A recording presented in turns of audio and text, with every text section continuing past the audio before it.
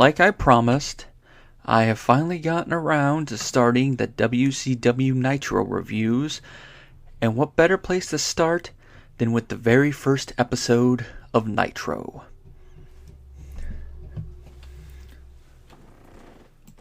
which aired on Monday, September 4th, 1995 from the Mall of America in Minnesota. As Eric put it in a podcast interview, one of the reasons he picked the Mall of America is he wanted it to be different. He didn't want it to come off like a previous WCW shows. And there's also a little theory that he didn't think WCW could draw to fill a big enough venue to make it look more grandiose. And he liked the look of the Mall of America with the balconies and people coming in and out. And it felt big. And watching it over 2 decades later, I still get that feeling. It does feel like a special show. And part of the thing that helps with that is the commentary. We got Eric Bischoff joined on commentary by Bobby the Brain Heenan. They don't have a table, so they're doing it standing up with their microphones, but it works. You still feel like they're at a table based on their banter. And they're joined by Steve McMichael, who I think does an okay job for what he has to do. Now, the opening match is, of course, Flying Brian Pillman and Jushin Thunder Liger, which is decent and good for a opener match. I'm not really familiar with Jushin's work, so I don't know how this match is compared to his previous body of work. But him and Pillman did a pretty good match, and Pillman got the win with a Rollin' Cradle pin. And of course, after the match, they have a mutual respect for one another. Brian raises Jushin's arm in respect, and they go out. It's not really friends, but like comrades. The only other spot in the match that's worth noting is that at one point Liger delivered a thunderous powerbomb to Pillman. It's like, ooh, that hurt. That's a pretty good powerbomb. Not as good as like a finishing powerbomb done by someone like Nash or Sid, but for a cruiserweight, light heavyweight match, it's like, ooh, that's a pretty good powerbomb. That's going to hurt in the morning, basically. Then after this, we got a Hogan promo about Pasta Mania. And if you've seen Hogan promos before, you can kind of expect what he says here. Nothing really worth noting to put.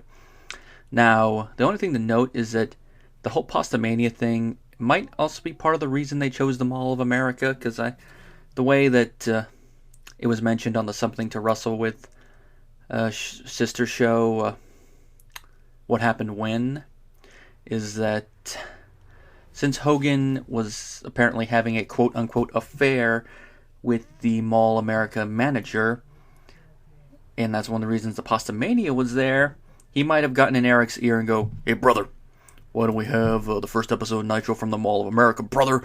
We can do some promotion for Pastamania, brother."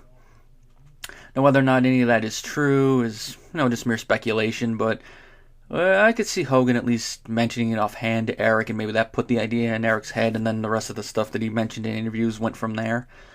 But it is a little bit, I wouldn't say conspicuous, but just the little dots how they connect. It's like, I wonder.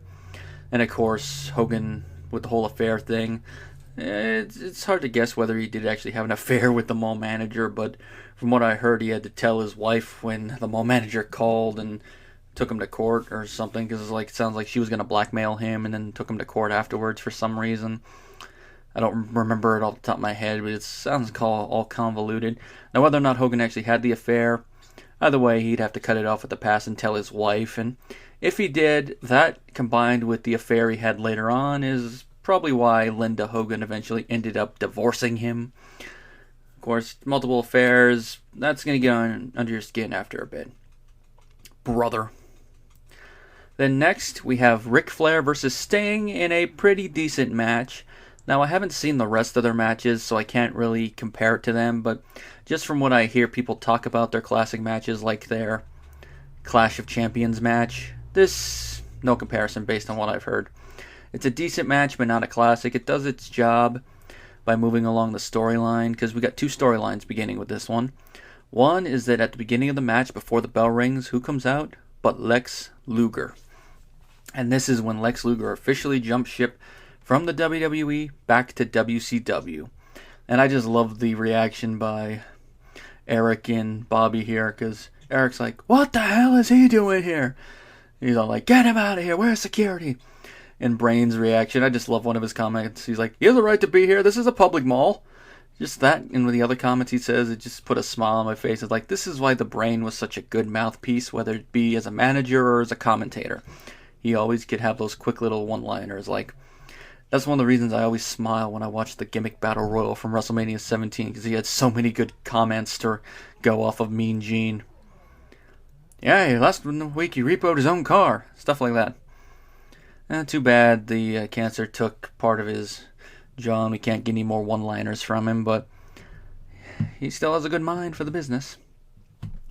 Now, the thing with Luger is that you have to mention the people working in WWE at this point, because as Bruce Pritchard has mentioned multiple times, they were filming a new opening for Raw at this point, and they did not know where Lex was, or at least he didn't know where Lex was until he got a call from Pat Patterson, who's like, "You won't believe who showed up!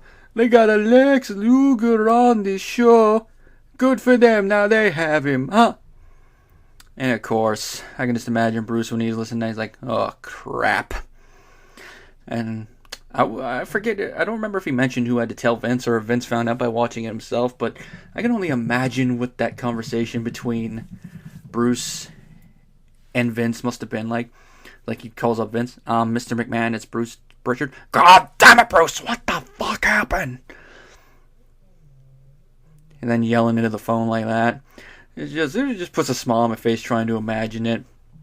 I really hope one of these days, whenever they get around to talking about it on Something to Wrestle With, that Conrad Thompson asks Bruce what Vince would have sounded like with that, because I don't know, if my memory serves me correctly, I don't think they've touched on it in that podcast.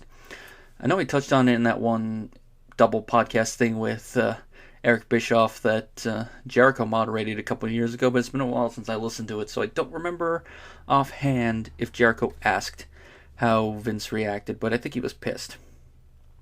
And I know Vince in some of his interviews has said, after watching the first episode, he's like, "Boy, this is real competition."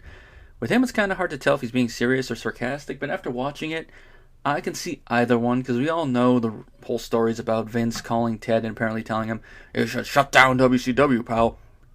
This is an embarrassment to the wrestling industry."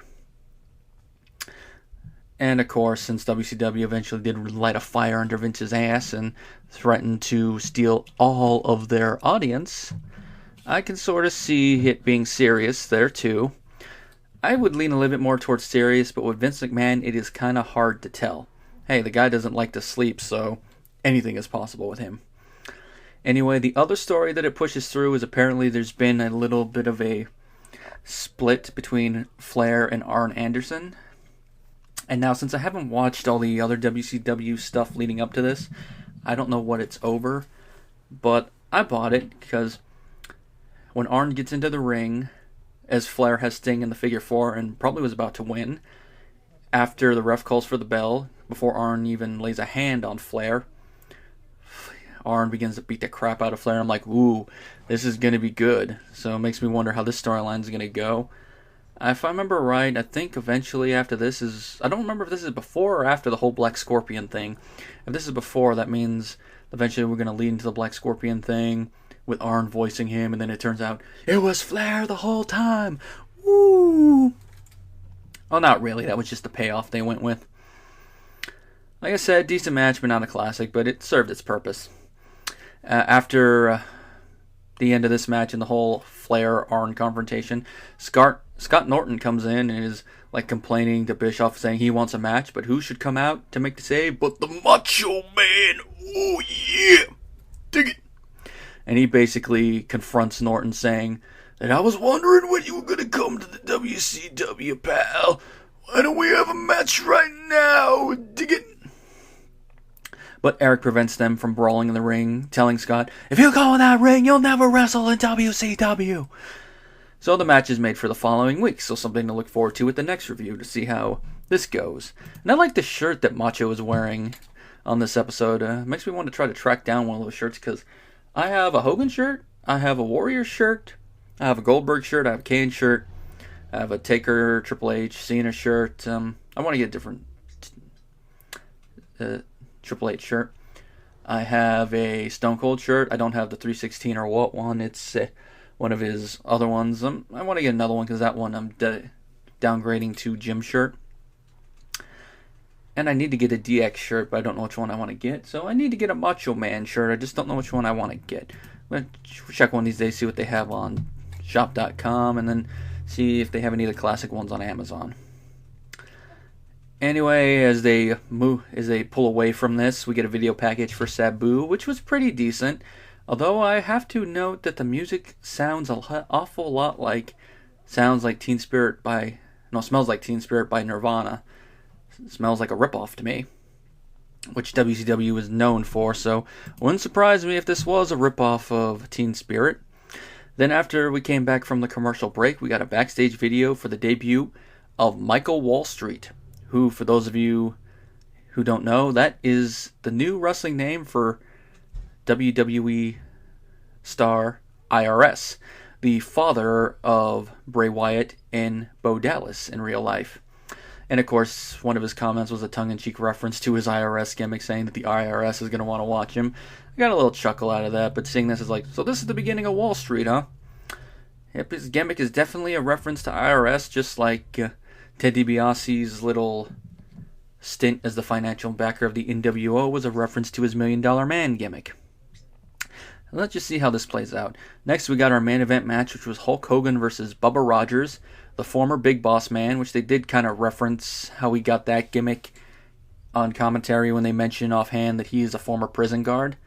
Now, if you've seen one Hogan TV match against a big man, you can kind of guess how this match goes. Hogan's in control for a while, Bubba's in control for a while. In the end, Hogan does the big boot leg drop, wins. That's the gist of the match. There were a couple interesting spots in it. Is at one moment when Hogan's mounting Bubba to do the punches, the ref pulls his hair, so I wonder if this is the beginning of the ref turning heel. You can make the argument the ref's getting Hogan, doing that to Hogan to try to get him to follow his rules. It's like, I'm the referee in this match. I'm the Cobra commander in this yard. What I say goes. Hit me and I disqualify you. Watch it, brother. And then at another moment, Bubba rips Jimmy Hart's jacket off of him. And then when Jimmy has the referee distracted, Hogan uses it to choke Bubba. Now, this reminds me of something Solid Monster has mentioned on his podcast about Hogan's matches, or he would do all the heel stuff like rake the back in WWE. Then whenever Ventura would point it out and say, oh, that's dirty, old Gorilla Monsoon would go, turnabout fair play, Ventura.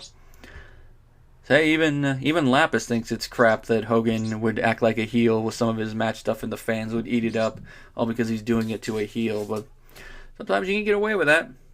If Cena did that, though, I bet all the fans would turn on him, but that's just a little comment. Anyway, after the leg drop, the rest of the members of the Dungeon of Doom run out, including Kamala and Zodiac, who, for those of you who don't know, is Brutus the Barber Beefcake. Or, as Conrad Thompson would call him, Brutus the fucking Barber Beefcake. You gotta remember the fucking in there. Before they can really seriously beat up Hogan, Lex Luger comes out for the save. Then he gets into a face-to-face confrontation with the Hulkster. And Hogan, you can barely hear this, but the commentators mention it. Hogan tells Lex to go back to where he came from, basically saying, go back to Vince McMahon. We don't want you here. And then before they can come to blows, Macho Man and Sting come out to make peace. We cut to a commercial break. And before we come back to them, we get a little commercial that's a co-promotion for Fall Brawl, with the WCW teaming up to fight muscular dystrophy. The only one of the wrestlers announced who actually comments on it is the Macho Man. We gotta fight muscular dystrophy. We gotta drop the big elbow on it. Dig it? That's not exactly how he says it, but you get the point. We're gonna drop the big elbow on this disease. Funky like a monkey like. You just can never get tired of doing the Macho Man voice. Oh, yeah! Dig it! Then we get Mean Gene in the ring interviewing Hogan and Lex. And Lex says that he's in WCW to take the belt from Hogan and to beat the big boys, because this is when WCW was calling itself Where the Big Boys Play. Where they really were selling that a lot. Where the big boys play. Hogan then comments that he's the champ and that's the way it's going to stay. which the way he words it sounds like it's both something he's saying in character and a little bit out of character. As long as I got my creative control, brother, there's no way you're taking this title from me. What you gonna do when my contract runs wild on you? He also mentioned, though, and this is a nice little moment I like to follow that up with, is that he says that Lex does not have to prove anything to him to get a match because he knows who he is and he knows where he's been. And says that he'll put the title on the line against him the following week in Miami. And as they're going off the air, Mean Gene mentions in a thing that he's getting through his earpiece that the match has been sanctioned for next week. Lex Luger versus Hulk Hogan for the WCW title. Such another thing to look forward to. A guy that Vince pushed for years versus a guy that Hogan tried to turn into the guy. That Vince tried to turn into the guy he was pushing for years, if I say it right. So this should be an interesting match. I know this isn't the one where Lex takes the title from him. That would not happen until Hogan's in the NWO, brother. But it should be an interesting match, and should be interesting to see how it leads into the next pay-per-view, which, when I get to that, I don't know if I'll do Nitro and then the pay-per-view one week, or if I'll do Nitro and then save the pay-per-view for the next week and then do double the Nitro next week. Because I know for some of these weeks I might do 2 episodes of Nitro while they're 1-hour shows. Once they get to 2 and 3 hours, it'll just be 1 a week because that's the most I'll be able to handle. And then probably some episodes where there's a lot of boring stuff, I'll probably skip through stuff, but just do a brief little synopsis of what happened and then go from there. But for these 1-hour Nitros, I'll probably do more than one. But like I said, for episodes where something interesting happened on Raw or they gave away something, I will probably watch that Raw if it's on the network and tell you exactly what happened with that. But this is just some stuff I'm freestyling right here. But anyway, as a pilot episode of a wrestling show goes, this wasn't that bad. I mean, we got some decent matches. Some angles were continued and set up for the following week. The main event was a typical match for the world champion Hogan, but it is what it is, and at least the aftermatch was decent. And I look forward to the second episode of Nitro. And this is where it starts to go uphill, but once I get to the end of these Nitro reviews, I'm going to be like, oh, please, Vince, just buy it and kill it already. Please kill it with fire. Kill it with a lethal dose of poison.